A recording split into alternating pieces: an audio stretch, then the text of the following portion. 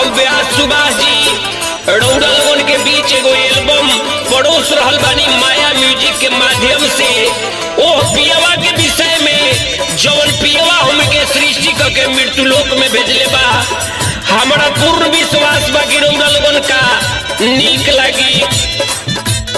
आप सुन रहे हैं माया म्यूजिक की प्रस्तुति। करने के फल तारा मिली दाना दोनों बारू जड़ी के खेला, करने के फल तारा मिली दाना दोनों बारू जड़ी के खेला।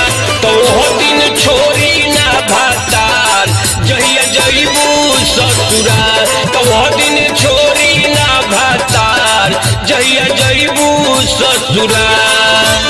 करने के फल तारा मिली दाना दोनों बारू जड़ी के खेला, करने के फल तारा मिली दाना दोनों बारू जड़ी के खेला। तो वो दिन छोरी ना भातार जहिया जईबू ससुराल।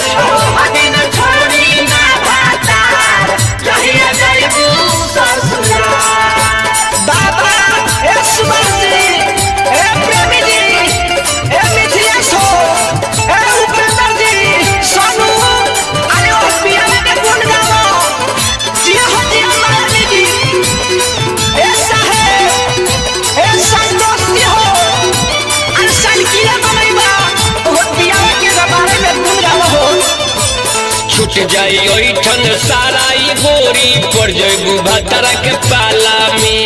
पड़ी न तनिको दाया माया ढकेल दी पाप के नाला में, ढकेल दी पाप के नाला में, ढकेल दी पाप के नाला में। छूट जाई ओइठन सारा ई गोरी पड़ जइबू भतरा के पाला में।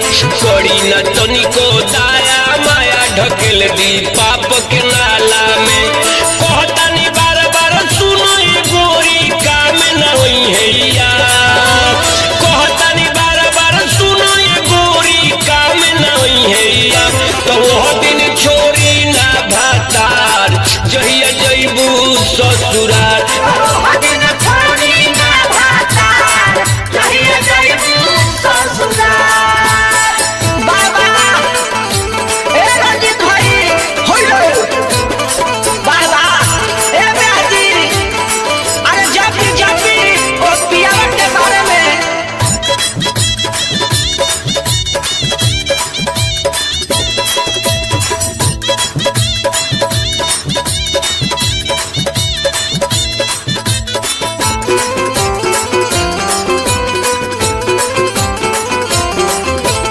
नैहर में काका कैलू गोरी पूछी सब पाई पाई हो।